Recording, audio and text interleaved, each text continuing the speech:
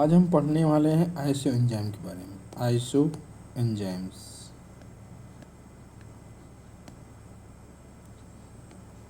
Iso enzymes iso enzymes की बात करते हैं तो ये क्या है, एंजाइम्स ही बोलते हैं, लेकिन एक एंजाइम का मल्टीपल फॉर्म्स के रूप में होता है। मतलब सेम एंजाइम होगा, सेम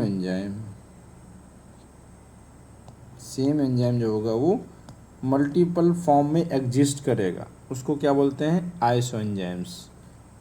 सेम एंजाइम के मल्टीपल फॉर्म्स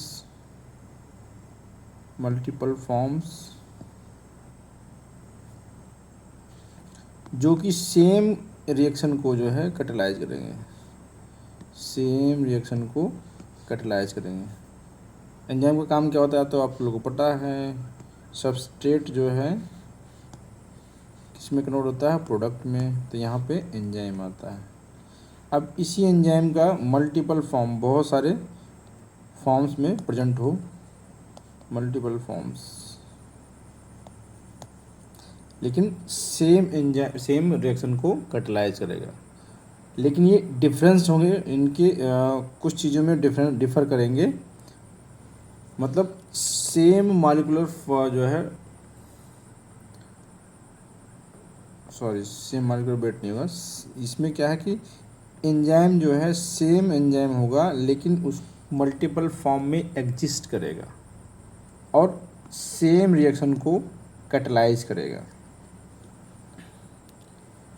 तो अलग अलग फॉर्म है, तो इसका मतलब वो डिफ़र करेगा, कुछ ना कुछ तो डिफरेंस होगा सब में। तो वो डिफ़र किस में करता है, फिजिकल एंड केमिकल प्रॉपर्टी में। सबसे पहला फिजिकल एंड केमिकल प्रॉपर्टी में डिफरेंस होता है। दूसरा क्या होगा,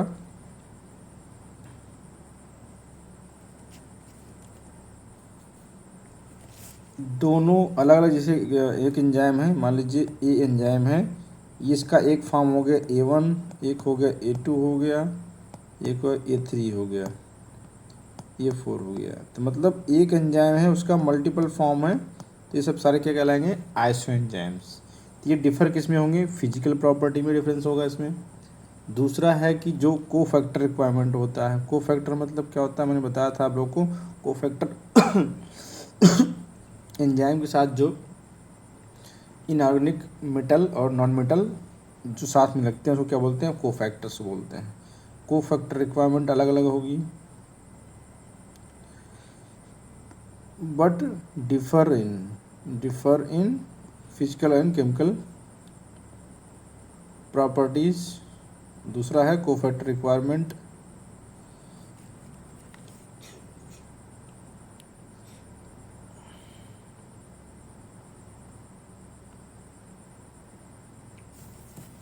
तीसरा है इम्यूनोलॉजिकल प्रॉपर्टी, दोनों की अलग अलग इम्यूनोलॉजिकल प्रॉपर्टी होगी।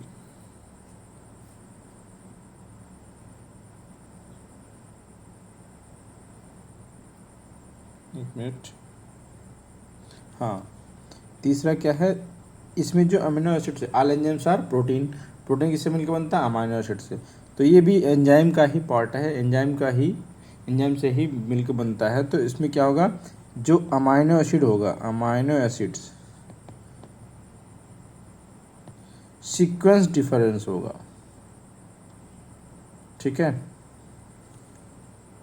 तो तीन चीज़ें हैं जो डिफर करेंगी, और उसके आगे जो टिश्यू डिस्ट्रीब्यूशन, ये जैसे कि A1 है, एक एंजाइम ए था, उसका A1 फॉर्म था, कहाँ पाया जाएगा, लीवर में पाया जाएगा।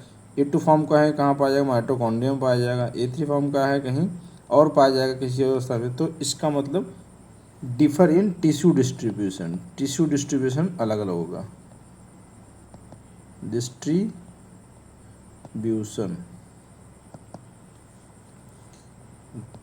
पांचवी प्रॉपर्टी क्या है कि हीट स्टेबिलिटी अलग अलग होगा, हीट स्टेबिलिटी।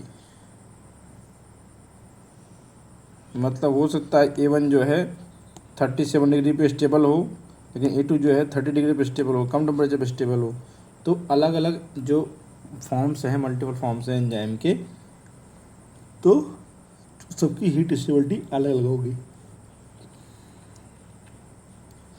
छठी प्रॉपर्टी है इसका, एक होता है काइनेटिक प्रॉपर्टी। काइनेटिक प्रॉपर्टी की बात करेंगे तो इसमें दो चीज़ होती है, काइनेटिक प्रॉपर्टीज़ दो चीज़ होती है। एक होता है मैक्सिमम वेलोसिटी बी मैक्स, दूसरा होता है के एम, मिचली कांस्टेंट होता है बोलते हैं उसको, ठीक है।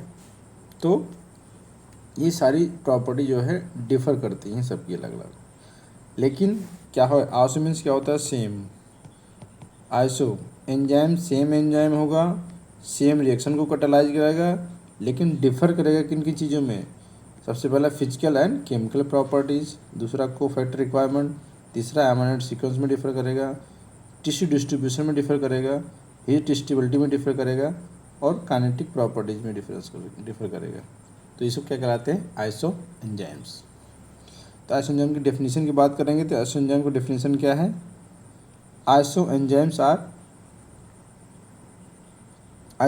का दूसरा नाम क्या होता है, आइसोजाइम्स। उसको कहीं भी आइसोजाइम्स लिखा तो उसको अलग चीज़ मत समझिएगा, आइसो एंजाइम्स ही है, ठीक है। Iso enzymes are different molecular form of the same enzyme. Iso means क्या होता है, same enzyme that catalyze the same biochemical reaction, same enzyme same biochemical reaction but differ in their amino acid sequence, पहला। दूसरा physical and chemical properties, तीसरा tissue distribution, चौथा electrophoretic stability mobility और heat stability और kinetic property, that is के M and B max, ठीक है। तो ये कंप्लीट डेफिनेशन हुआ किसका, आइसो एंजाइम्स का। और जो यही एंजाइम से होते हैं इसको हम लोग डिजीज़ की डायग्नोसिस में यूज़ करते हैं। तो इसलिए क्या होता है, ये useful in the disease diagnosis, उससे हमें बीमारी का पता लगता है कि किन किन बीमारी में कौन कौन सा आइसो एंजाइम बढ़ जाएगा, उससे हम पता लगाते हैं बीमारी का।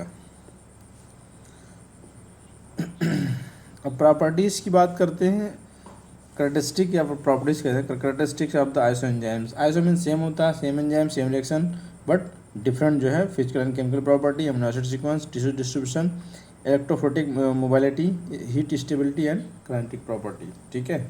तो सबसे पहला जो प्रॉपर्टी कैरेक्टरिस्टिक फीचर होता है, catalyse the same reaction, same enzyme same reaction, इसलिए क्या नाम है इसका, आइसो एंजाइम। दूसरा की प्रॉपर्टी क्या है इसका, जो ये आइसो एंजाइम क्या होते हैं, प्रोटीन इन नेचर होते हैं। तो प्रोटीन को बनाने के लिए हमें क्या है, जीन चाहिए होता है, जीन का कोड होता है, वहाँ से जीन कोड देगा, उसके हिसाब से तो क्या बनेगा, अमाइनो एसिड बनेगा, जो अमाइनो एसिड बनेगा उस हिसाब से प्रोटीन बनेगा, उस हिसाब से एंजाइम बनेगा। तो वही बात करें हम लोग, जो आइसो एंजाइम्स हैं वो इनकोडेड होते हैं बाई डिफरेंट जीन, यहाँ पे सेम जीन नहीं होगा, यहाँ पे different gene. Iso enzymes are encoded by different gene और formed by different combination of subunits, इसको भी आगे समझेंगे। तीसरी प्रॉपर्टी क्या, वही जो है डिफरेंट टिश्यू डिस्ट्रीब्यूशन। जैसे मैंने बताया था, अगर मान लीजिए एक एंजाइम है, इसका आइसो एंजाइम A1 है, A2 है, तो A1 जो है कहाँ पाया जाएगा, किडनी में पाया जाएगा, A2 कहाँ पाया, लीवर में पाया जाएगा। इस हिसाब से अलग अलग जहाँ पे डिफरेंट टिश्यू डिस्ट्रीब्यूशन है। और अगला है differ in molecular weight, molecular weight सबका अलग अलग होगा, और चार्ज, इस यही होता है बेसिस किसका, इलेक्ट्रोफोरेसिस का, आप लोग पढ़ चुके हैं ऑलरेडी। इसी की वजह से क्या होता है, सो डिफरेंट इलेक्ट्रोफोरेटिक मोबिलिटी, जब मॉलिक्यूलर वेट और चार्ज अलग अलग होगा तो उसी की बेसिस पे हम लोग B = क्या था, Z/F, ये किसका फार्मूला है, ये इलेक्ट्रोफोरेटिक मोबिलिटी का फार्मूला है। वेलोसिटी बराबर क्या होता है, इक्वल टू होता है Z charge upon friction coefficient. जो फ्रैक्शन होता है वो मॉलिक्यूलर वेट एंड चार्ज पे डिपेंड, मतलब जो वेलोसिटी होती है डिपेंड करेगा चार्ज एंड मॉलिक्यूलर वेट पे डिपेंड करेगा। अगला है possess the different kinetic property. जो प्रॉपर्टी हमने यहाँ अलग किया था उसी को हम लोग कैरेक्टरिस्टिक फीचर यहाँ लिख लेते हैं, ठीक है। में very in the heat stability, heat stability में वेरी करता है, और इम्यूनोलॉजिकल प्रॉपर्टीज में। ये सारे वही चीज़ हैं, इसको हम लोग अलग से एक हेडिंग में लिख लेते हैं, characteristic feature of the isoenzymes. ठीक है, अब बात करते हैं type of coenzymes, sorry type of isoenzymes. Isoenzymes जो है क्या होते हैं, ये तो हमने पढ़ लिया, डेफिनेशन हो गया और उसके कैरेक्टरिस्टिक फीचर पढ़ लिया हमने।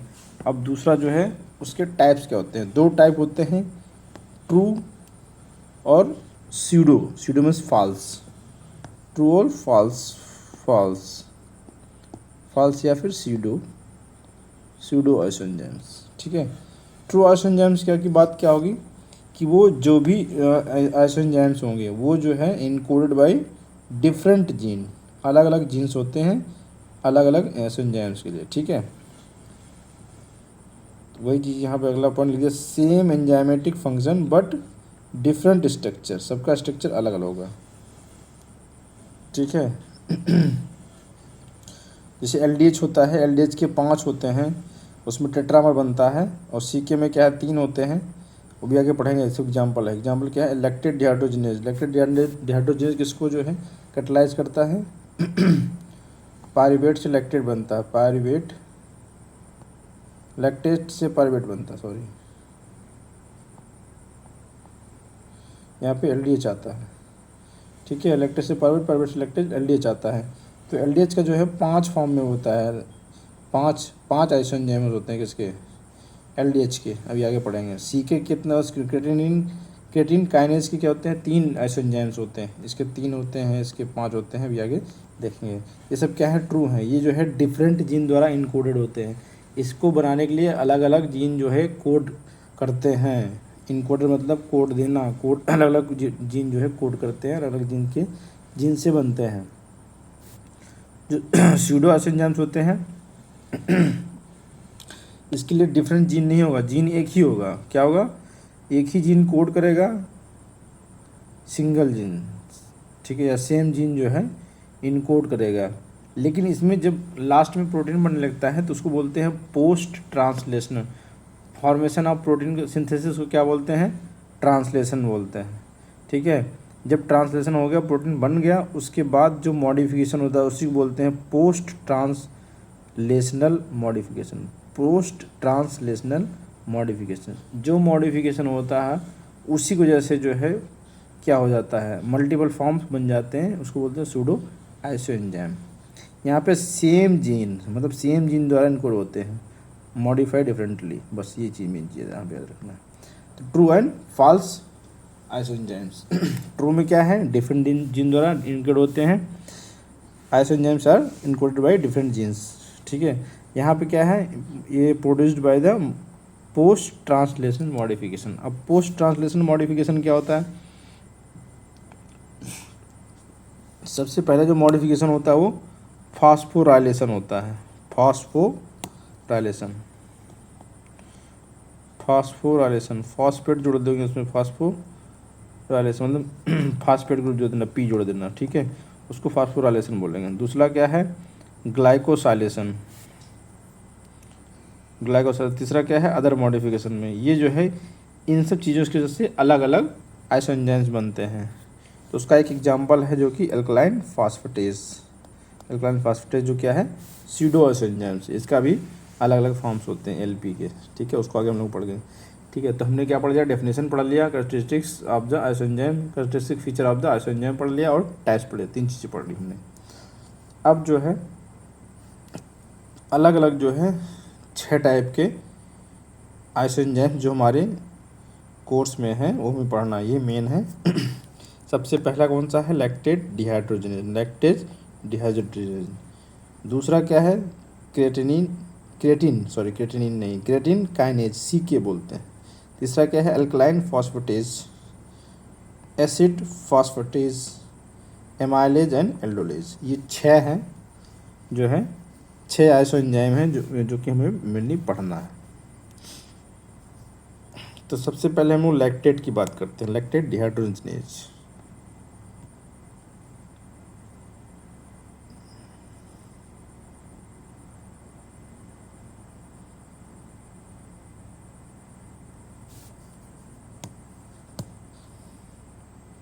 सबसे पहला लैक्टेट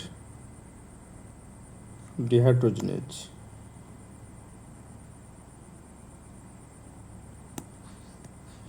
इसको बोलते हैं LDH। ठीक है, तो ये एक एंजाइम है, इसका जो है मल्टीपल फॉर्म में एग्जिस्ट करेगा, मल्टीपल फॉर्म। ठीक है, तो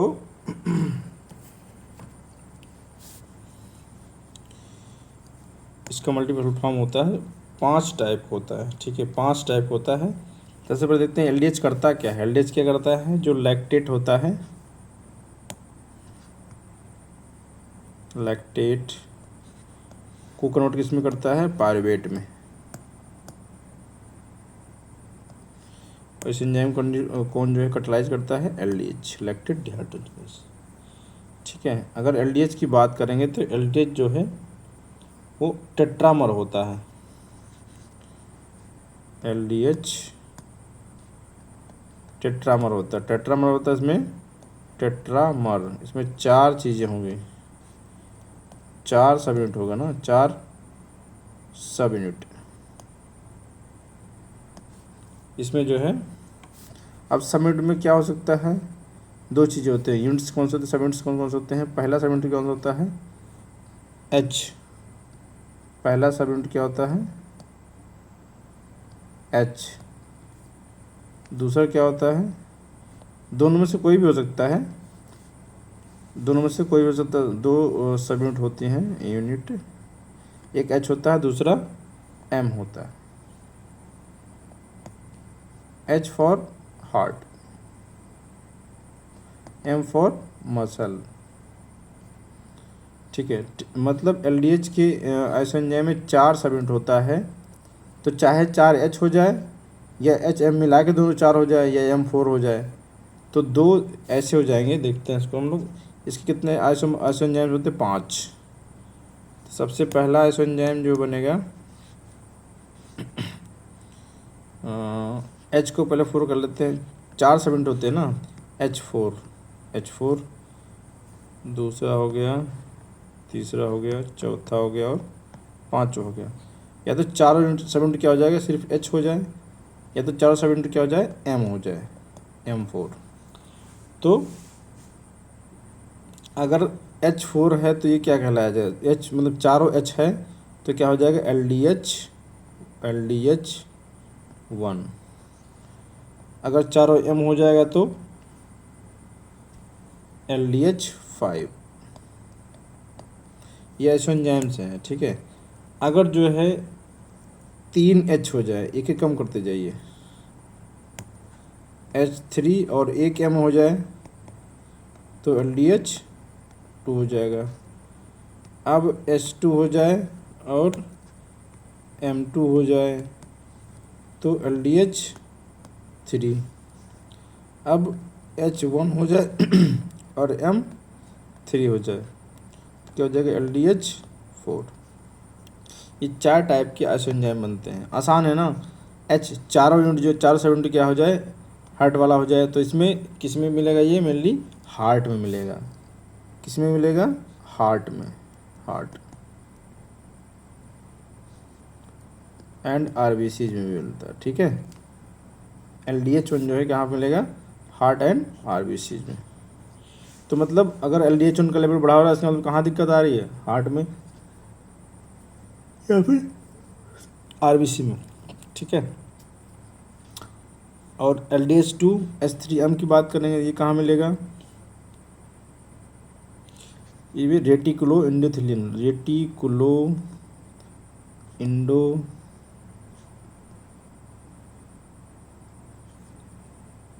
सिस्टम, मेनली ये किस में, स्प्लीन में या बोन मैरो, यहाँ से मिलता है। ठीक है, और तीसरा क्या है, H2M2 है, LDH3 जो है मेनली कहाँ मिलता है, लंग्स में। याद रखिएगा, ये इम्पोर्टेंट है, लंग्स में। ठीक है, और H1M3 LDH4 जो होगा कहाँ मिलेगा, किडनी और प्लेसेंटा।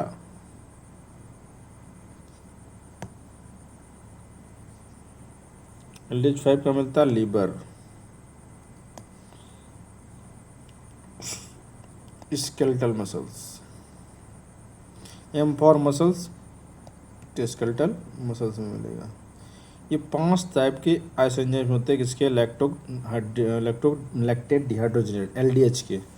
ठीक है, बात समझ में आई। इसमें 4 सबयूनिट होता है, उसमें 2 टाइप के होते हैं सबयूनिट्स होते हैं। पहला होता है H, दूसरा M। H for heart, M for muscle. अगर चारों H हार्ट वाली सबयूनिट होगा तो LDH1 होगा, और 4 अगर M होगा तो LDH5 होगा। ये आई थिंक ये बस बात आपको समझ में आई होगी। अभी आगे पढ़ाएंगे इसको कैसे हम इंटरप्रेट करते हैं। तो यहाँ पे जो LDH1 होता है, कौन, LDH1 जो है किन किन केसेज में जो है बढ़ेगा, MI में। ठीक है, कहाँ कब को बढ़ेगा, LDH1 के बाद 3 याद रखेंगे हम लोग, LDH1, LDH3 और LDH5। 3 चीज़ याद रखेंगे, LDH1, LDH3 और LDH5। 3 इंपॉर्टेंट है, LDH3, LDH5। तो LDH1 कब बढ़ेगा, हार्ट डिजीज़ में।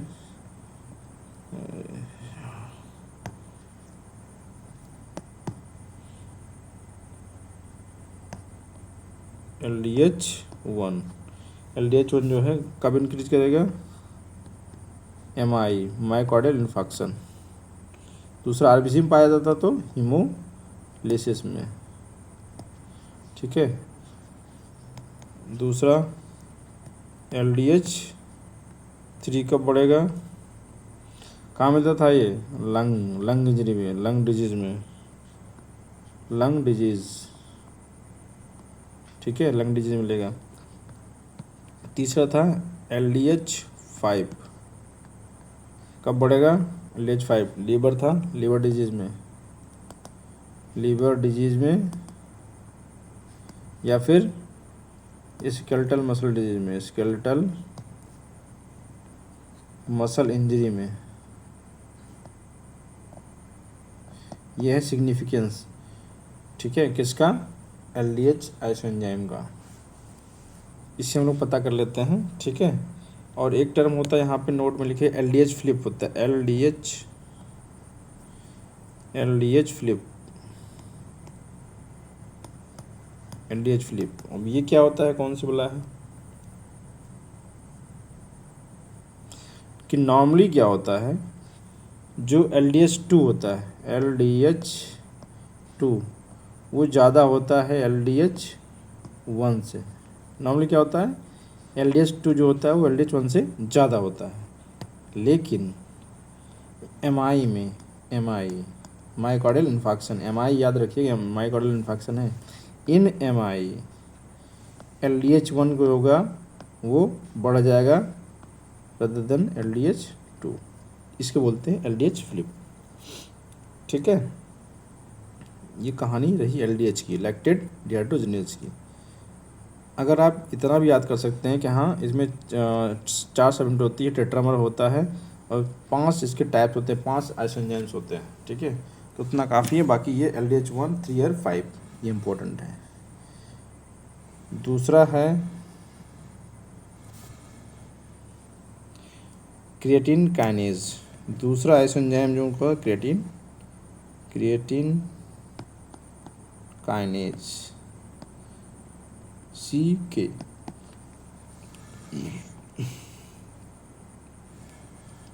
ये क्या करता है, जो क्रिएटिन होता है, क्रिएटिन प्लस ATP फॉस्फोक्रिएटिन बनाता है। क्या बनाता है, फॉस्फो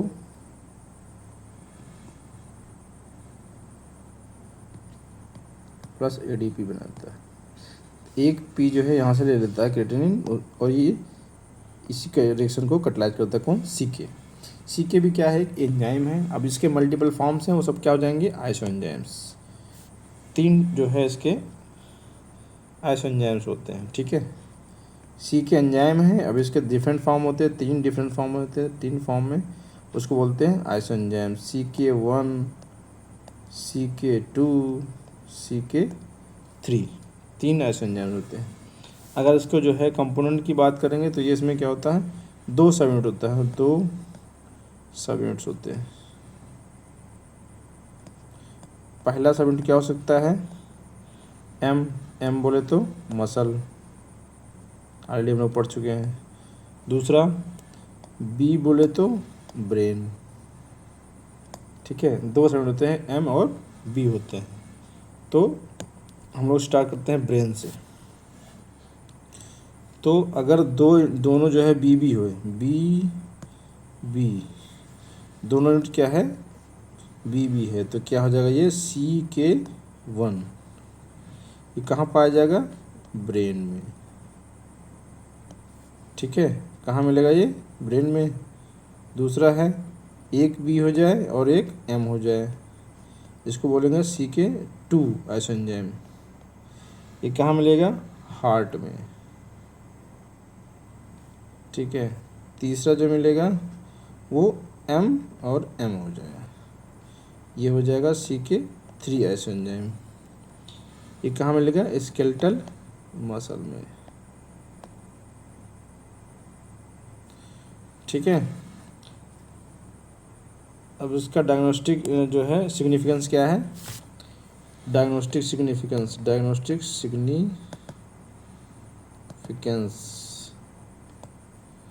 सिग्निफिकेंस क्या है,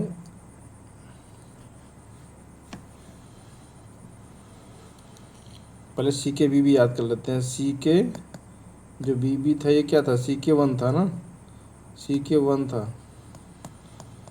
ये जो है कहाँ पर था, ब्रेन में। अब ब्रेन है तो ब्रेन इंजरी कहीं भी होगा उसमें बढ़ जाएगा, ब्रेन इंजरी में। जैसे कि स्ट्रोक हो गया, ब्रेन की नसें फट जाती हैं, ब्रेन हैमरेज हो जाता है, उस केसेस में क्या होगा, CK1 बढ़ा मिलेगा। दूसरा है CKBM। ठीक है, या एम भी बोलते हैं, MB या BM बोलते हैं, जो भी समझ लीजिए।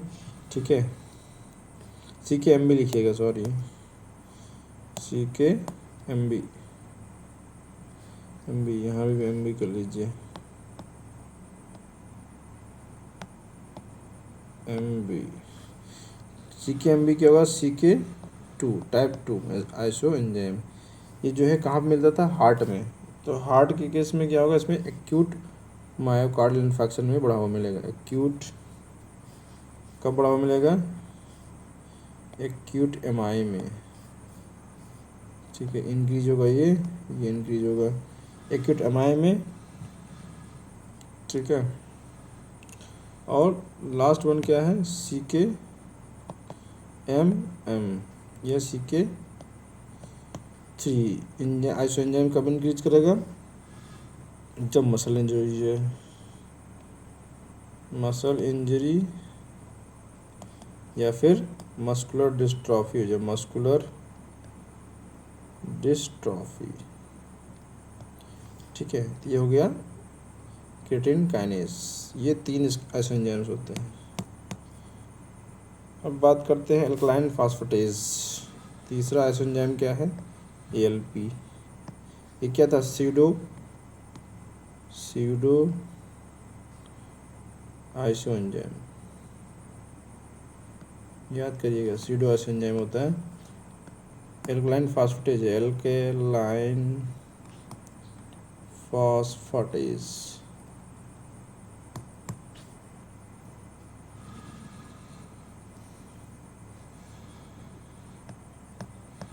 ये क्या करता है एक्चुअली में, जो फॉस्फेट एस्टर होते हैं, क्या फॉस्फेट एस्टर्स होते हैं, उसका हाइड्रोलाइजेशन कराता है, उसको हाइड्रोलाइज कराता है। एस्टर्स होते हैं, उसको हाइड्रोलाइज कराता है, हाइड्रोलिसिस कराता है। कौन कराता है, ALP कराता है, ALP। ये भी क्या है, एक एंजाइम है। इसका जो है डिफरेंट आइसोफॉर्म्स होते हैं, उसको आइसो एंजाइम्स बोलते हैं। अलग अलग जहाँ पर होते हैं अलग अलग नाम होता है उस हिसाब से। तो जो लीवर में पाया जाएगा उसका नाम होगा लीवर ALP। जो बोन में मिलेगा उसका नाम क्या हो जाएगा, बोन ALP। और जो प्लेसेंटा में मिलेगा, प्लेसेंटा में उसका प्लेसेंटल ALP हो जाएगा, और जो इंटेस्टाइन में मिलेगा वो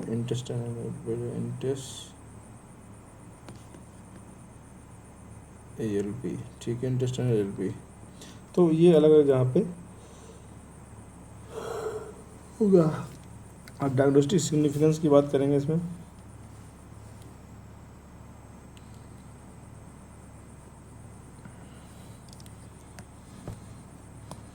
डायग्नोस्टिक सिग्निफिकेंस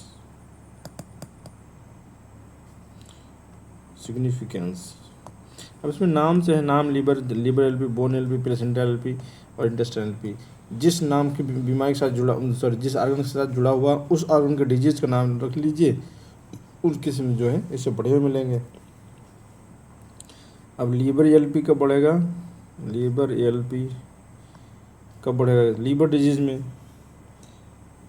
लीवर डिजीज की बात करें तो कौन सा, कोलेस्टेसिस हमने बात करी थी दूसरे वीडियो में, जॉन्डिस वाले चैप्टर में। कोलेस्टेसिस, ऑब्स्ट्रक्टिव जॉन्डिस, इस केसेस में। बोन LP कब बढ़ेगा, बोन के डिजीज में केस में बढ़ेगा ये, फ्रैक्चर हो जाए, ठीक है, फ्रैक्चर, पैजेट्स डिजीज ऑफ बोन, ठीक है। और रिकेट्स होता है, रिकेट्स नाम सुना होगा, जो रिकेट्स होता है वो बच्चों में होता है, रिकेट्स बच्चों में होता है, और यही जो है एडल्ट में होता है उसको क्या बोलते हैं, osteomalacia. Rickets of the adult is known as osteomalacia. बच्चों में जो होता है, चिल्ड्रंस में होता है, वो क्या होता है, रिकेट्स होता है, ठीक है। इस केस में क्या हो जाएगा, बोन LP बढ़ जाएगा। प्लेसेंटल LP ये कब बढ़ेगा, प्रेगनेंसी में बढ़ जाएगा। प्लेसेंटा कब बनता है, प्रेगनेंसी में, ठीक है। और जो इंटेस्टाइनल LP होता है, इंटेस्टाइनल LP ये बढ़ेगा GI डिजीज में, ठीक है, GI गैस्ट्रोइंटेस्टाइनल डिसऑर्डर्स में बढ़ जाएगा, ठीक है। ये है diagnostic significance of the LP। अब चौथे नंबर पे आते हैं,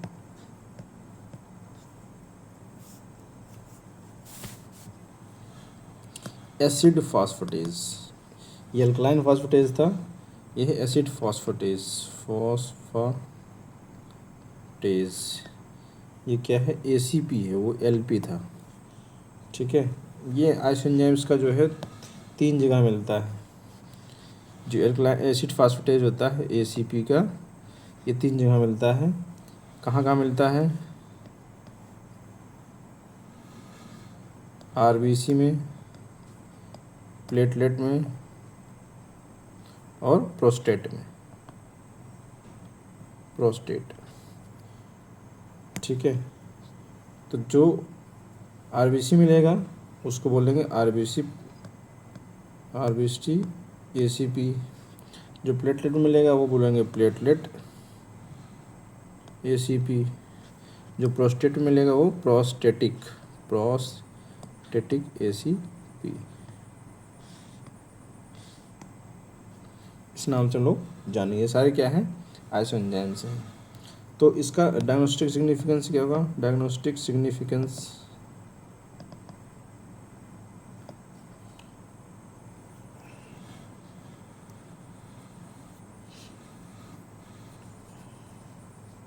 पहले जो है प्रोस्टेटिक कैंसर के लिए हम लोग यूज़ करते थे इसको, prostatic ACP, prostate cancer,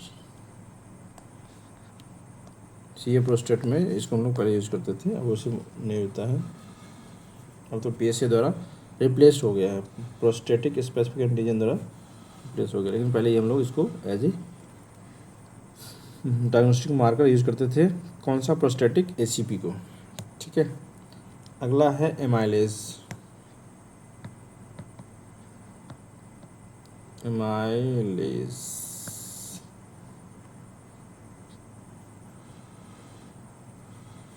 amylase का इसका आइसोएंजाइम क्या होता है, दो टाइप होता है।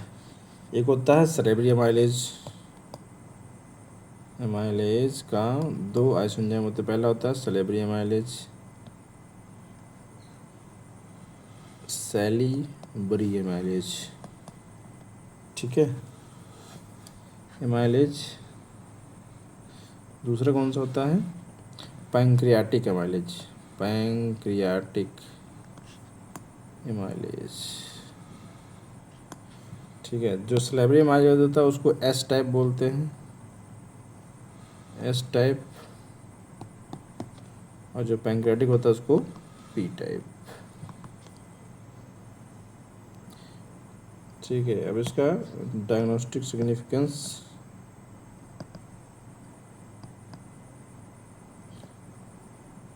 जैसा कि नाम के साथ जुड़ा हुआ है, तो पैंक्रियाटिक एमाइलेज जो है, पैंक्रियाटिक एमाइलेज कब बढ़ेगा, increase in acute pancreatitis, pancreatitis, ठीक है। और जो सेलेब्री एमाइलेज कब पड़ेगा, salivary amylase increase in case of, कब बढ़ेगा,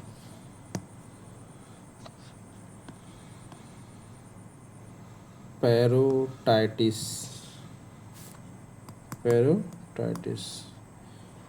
ग्लैंड होती है ना, पैरोटिक ग्लैंड का इन्फ्लेमेशन होता है, उसको पैरोटाइटिस बोलते हैं।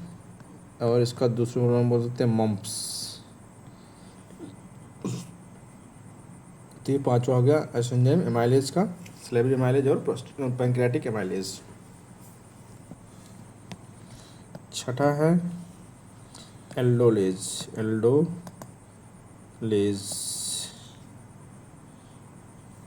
एल्डोलेज जो है तीन आइसोएंजाइम होता है इसका, एल्डोलेज तीन, एल्डोलेज ए, एल्डोलेज बी, एल्डोलेज सी, ठीक है। जो एल्डोलेज ए होता है वो कहाँ मिलता है, स्केलेटल मसल्स में, स्केलेटल मसल्स। और जो बी है कहाँ मिलता है, वो लीवर मिलता है, एल्डोलेज बी लीवर में, ठीक है। एल्डोलेज सी कहाँ मिलता है, ब्रेन में।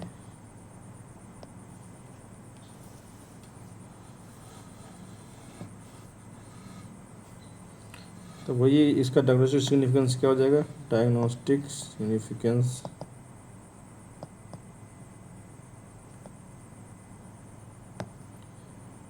एल्डोलेज बी जो है कब बढ़ेगा, एल्डो बी इंक्रीज कब करेगा, लीवर डिजीज में, ठीक है। एल्डोलेज ए कब बढ़ेगा, इंक्रीज इन, कब बढ़ेगा, मस्कुलर डिस्ट्रॉफी, मसल की दिक्कत होगी ना, स्केलेटल मसल नहीं पाया जाता है, एल्डोलेज ए, मस्कुलर डिस्ट्रॉफी, ठीक है। इतना समझ में। ये सारे जो है आइसोएंजाइम्स हैं, 6 टाइप के आइसोएंजाइम्स हैं, 6 के नाम रट लीजिएगा। उसके टाइप अगर याद रख सकते हैं तो बहुत अच्छी बात है, नहीं तो 6 के नाम याद होने चाहिए।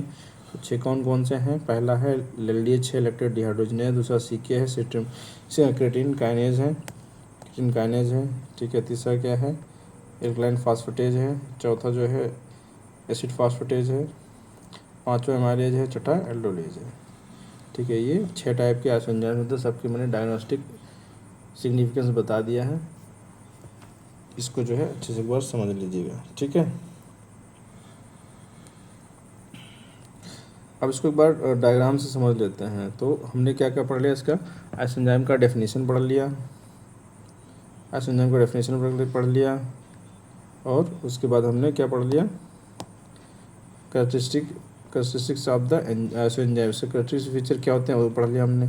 उसको हमने टाइप्स पढ़ लिया आइसोएंजाइम के, और उसके बाद कौन कौन से क्लिनिकली इंपॉर्टेंट आइसोएंजाइम्स हैं जो कि हम लोग ये 6 हैं, ठीक है, पढ़ चुके हैं। Lactate dehydrogenase, creatinine kinase, alkaline phosphatase, acid phosphatase, amylase और एल्डोलेज, ये 6 टाइप के हैं, ठीक है। इसमें नहीं दिख रहा होगा आप लोगों को, दूसरे में आते हैं। हाँ, यहाँ पर देखते हैं। जैसा कि हमने बात किया, पहला क्या था, लैक्टेट डिहाइड्रोजिनेज। एक बार हम लोग रिवीजन कर लेते हैं। लैक्टेट डिहाइड्रोजिनेज था वो,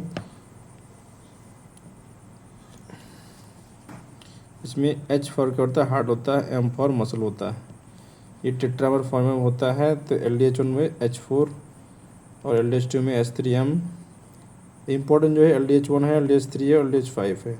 LDH1 में क्या है, सारे जो है H7 यूनिट होते हैं चारों। LDH5 में सारे मसल वाले होते हैं। तो कहाँ मिलेगा, लीवर और स्केलेटल मसल मिलता है। और क्या कहते हैं, LDH1 क्या होता है, इसमें सारे H7 मतलब हार्ट में मिलेगा, और साथ में RBC में मिलता है, ठीक है। LDH3 जो होता है वो H2 और M2, दो सेगमेंट किसका है, हार्ट का है, 2 सेगमेंट मसल का, दोनों मिला के मिलता है। ये कहाँ मिलेगा, मेनली लंग डिजीज़ में मिलता है, बढ़ता है, ठीक है। बस इतना ही है। LDH फ्लिप क्या होता है कि नॉर्मली क्या होता है, LDH2 जो LDH1 से ज़्यादा होता है, लेकिन जब मायोकार्डियल इन्फेक्शन होता है उस केस में क्या होता है, LDH2 जो है बढ़ जाता है, उसको बोलते हैं LDH फ्लिप बोलते हैं। LDH1 बढ़ जाता है तो उसको बोलते हैं LDH फ्लिप। दूसरा है क्रेटिन काइनेज। क्रेटिन काइनेज जो है क्या क्या करता है, ये जो क्रेटिन प्लस ATP से फास्फोक्रेटिन बनता है, उसको उस रिएक्शन को कैटलाइज करता है। इसके जो है 2 सेगमेंट होते हैं, एक muscle, M for muscle, B for brain. ये 3 टाइप का होता है, CK1, CK2, CK3। एक में BB सेगमेंट होगा, एक में MB सेगमेंट होगा, एक में MMA सेगमेंट होगा। तो जो BB वाले है, B फॉर ब्रेन, यहाँ ब्रेन में होगा। जो MB होगा वो हार्ट में, और जो MM होगा वो स्केलेटल मसल्स में। CK MB1 कब बढ़ेगा, MB1 कहाँ था, MB जो था हार्ट में, तो इसमें एक्यूट माइग्रेन इन्फेक्शन बढ़ेगा। MM था वो कब बढ़ेगा, मसल इंजरी बढ़ेगा या फिर मस्कुलर डिस्ट्रॉफी में बढ़ेगा। और जो BB था वो कब बढ़ेगा, ब्रेन इंजरी या फिर स्ट्रोक में बढ़ेगा। एल्कलाइन फास्फेटेज जो है लीवर हो गया, बोन हो गया, प्लेसेंटल हो गया, इंटेस्टाइन से जिस आर्गन में पाया जाएगा उसी की इंजरी से वो बढ़ जाएगा। एसिड फास्फेटेज 3 जगह बताया मैंने, प्रोस्टेट में, RBC में और प्लेटलेट में होगा, तीनों के नाम पे हैं, ठीक है। पहले प्रोस्टेटिक कैंसर में यूज़ करते थे इसको, लेकिन अब यूज़ नहीं करते हैं। एमाइलेज क्या है, एमाइलेज की जो सेलेब्री माइलेज है और पैंक्रियाटिक माइलेज है, PS टाइप और P टाइप। सेलेब्री माइलेज में जब सेलेब्री ग्लैंड मतलब पैरोटिड ग्लैंड में दिक्कत होती है उस केस में बढ़ जाता है, एमम्स बोलते हैं। और P टाइप का बढ़ेगा, एक्यूट पैंक्रियाटाइटिस में बढ़ जाएगा। एल्डोलेज है, इसके जो है 3 है, स्केलेटल मसल होगा, aldolase A, aldolase B, aldolase C। A जो है स्केलेटल मसल मिलता है, B लीवर में और C ब्रेन में, तीनों बढ़ जाएगा। इट्स ऑल अबाउट द आइसोएंजाइम्स और इसकी जो है diagnostic significance. Method of separation में जो है इलेक्ट्रोफोरेसिस करा सकते हैं, इम्यूनोएसिस करा सकते हैं, क्रोमेटोग्राफी कर सकते हैं, हीट स्टेबिलिटी टेस्ट कर सकते हैं, सेलेक्टिव केमिकल इन्वेजन कर सकते हैं, मॉलिक्यूलर मेथड से हम उसको सेपरेट कर सकते हैं। लेकिन ये आप लोग को नहीं लिखना है, बस एक बता दे रहा हूँ। अब डायग्नोस्टिक सिग्निफिकेंस को हम रिवाइज कर लेते हैं एक बार फिर से। मायोकार्डियल इन्फेक्शन में क्या क्या बढ़ेगा, CK-MB बढ़ेगा, LDH फ्लिप मिलेगा, 2 चीज़। लीवर डिजीज में क्या मिलेगा, LDH5 बढ़ावा मिलेगा और लीवर एल्कलाइन फास्फेटेज बढ़ावा मिलेगा। बोन डिसऑर्डर में बोन LP बढ़ेगा। मसल डिसऑर्डर में CK-MM, क्रेटिन काइनेज का और एल्डोलेज A, ठीक है।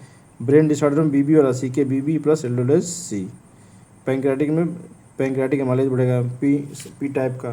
प्रेगनेंसी में प्लेसेंटल LP बढ़ेगा। ये इंपॉर्टेंट है, ठीक है। ये एक बार रट लीजिएगा आप लोग। MI में क्या क्या बढ़ेगा, लीवर में क्या क्या बढ़ेगा, बोन डिसऑर्डर में क्या क्या बढ़ेगा, मसल में, ब्रेन में, और ये सारा जो है देख लीजिएगा एक बार, एग्जाम खुद से लिख लीजिएगा, ठीक है।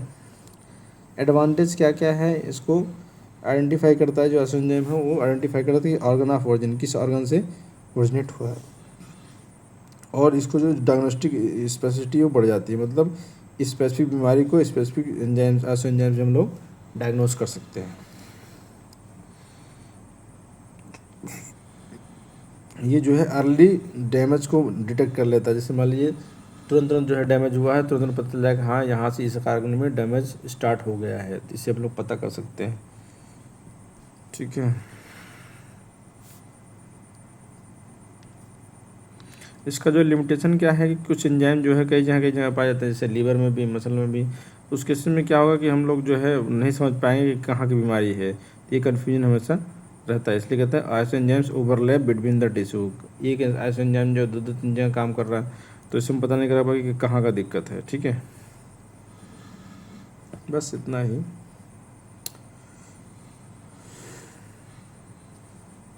Thank you. कुछ भी कोई क्वेरी होता है, कोई भी चीज़ नहीं समझ में आई है, तो उसको आप कमेंट में मतलब टाइप कर सकते हैं, लिख सकते हैं, कमेंट में लिख के बता सकते हैं, या फिर क्लास में लिख के पूछ सकते हैं खड़े होकर। Thank you.